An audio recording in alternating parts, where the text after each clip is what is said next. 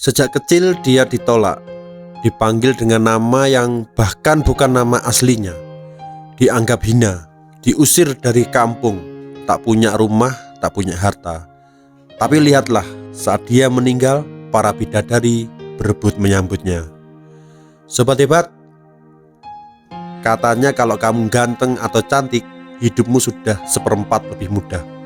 Dan sayangnya itu bukan sekedar omong kosong. Mau tak mau dunia memang bergerak seperti itu. Dunia yang menilai dari kulit luar. Wajah rupawan adalah tiket sosial. Tinggi dan putih sering dianggap lebih sopan. Bahkan orang jahat pun kalau good looking banyak yang iba.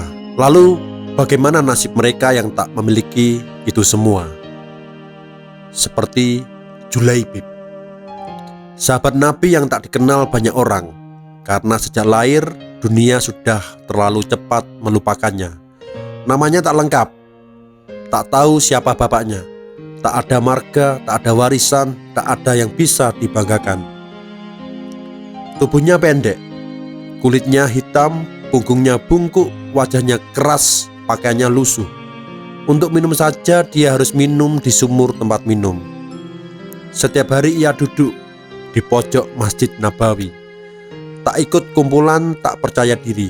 Ia tahu tempatnya bukan di tengah, tapi di pinggiran. Ia minder karena di sekelilingnya adalah orang-orang Arab asli yang tinggi, putih, tampan, gagah, dan punya nama keluarga besar. Sementara ia bahkan disebut Julaibib karena tubuhnya yang kecil. Dan masyarakat pun tak segan mengusir. Pemimpin Bani Aslam pernah bersumpah, kalau dia mendekat ke kampungku, aku akan bertindak kejam. Julaibib hanya menunduk. Ia tahu diri. Ia tak pernah berharap banyak. Sampai suatu hari Rasulullah SAW datang menghampirinya. Wahai Julaibib, tidakkah engkau ingin menikah? Dan ia menjawab lirih, siapa yang mau dengan aku, ya Rasulullah? Tak ada protes, tak ada air mata, karena dia sudah terlalu sering menerima penolakan bahkan sebelum berharap. Di hari berikutnya, Rasulullah tetap menanyakan hal yang sama. Hari ketiga, Rasulullah tiba-tiba menggandeng tangannya. Beliau mengetuk rumah salah satu bangsawan Ansor. Aku ingin menikahkan putrimu, kata Nabi. Sang ayah dan ibu berbinar. Ini kehormatan besar ya Rasulullah. Tapi Rasulullah melanjutkan, bukan untukku, tetapi untuk Julaibib. Mereka berdua terdiam. Wajah berseri itu berubah gugup. Ya Rasulullah, saya harus meminta pertimbangan istri saya tentang hal ini kepada ibunya, kata ayah sang gadis. Akhirnya sang ayah ke belakang dan bicara sama ibunya. Dengan Julaibib, istrinya menjawab, Julaibib, tidak, demi Allah. Dia tidak tampan, tidak punya rumah, tinggal di jalanan, tidak sebanding dengan orang di kota. 10 lelaki telah melamarnya, ratusan kali lebih tinggi dari dia.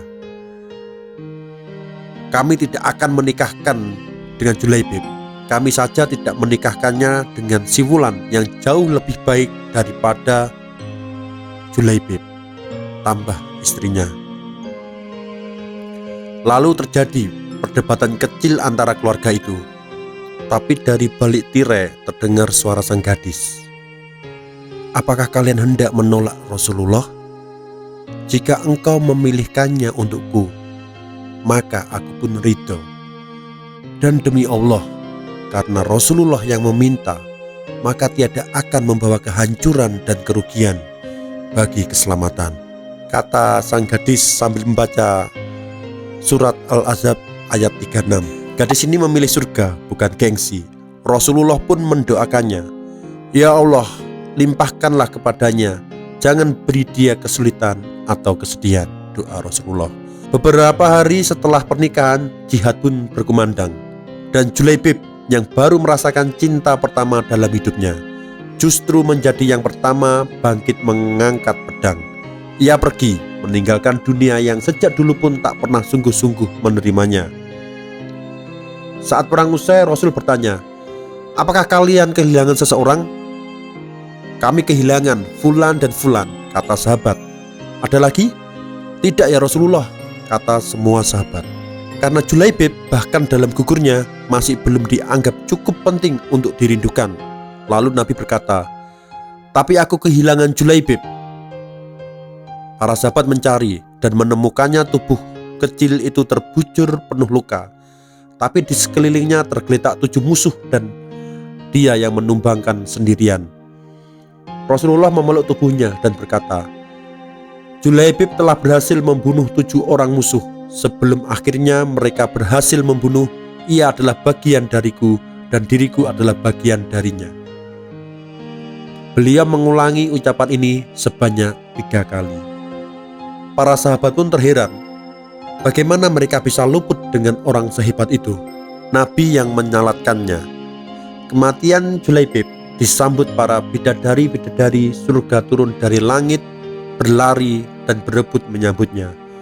Mereka menanti di gerbang surga, berseru satu sama lain seolah berkata, "Inilah kekasih Allah, inilah kekasih Rasulullah, inilah Julaibib." Ia yang dulu tak dianggap siapa-siapa kini disambut langit dengan karpet cahaya. Ia yang dulu ditolak dunia kini diperebutkan para bidadari. Julaibib yang lahir tanpa nama tapi mati membawa kehormatan yang tak bisa dibeli dunia. Di samping itu Allah menghinakan Abu Jahal yang hidup dengan kemewahan namun mati dalam kekufuran. Sobat hebat, bisa jadi tukang sapu di pinggir jalan, kuli bangunan, ibu-ibu penjual, itu mereka adalah wali-wali Allah yang sebenarnya. Di balik tabirnya ada doa yang dilangitkan tiap malam, ada sedekah yang dirahasiakan, ada nafkah yang ikhlas lillahi ta'ala untuk keluarganya.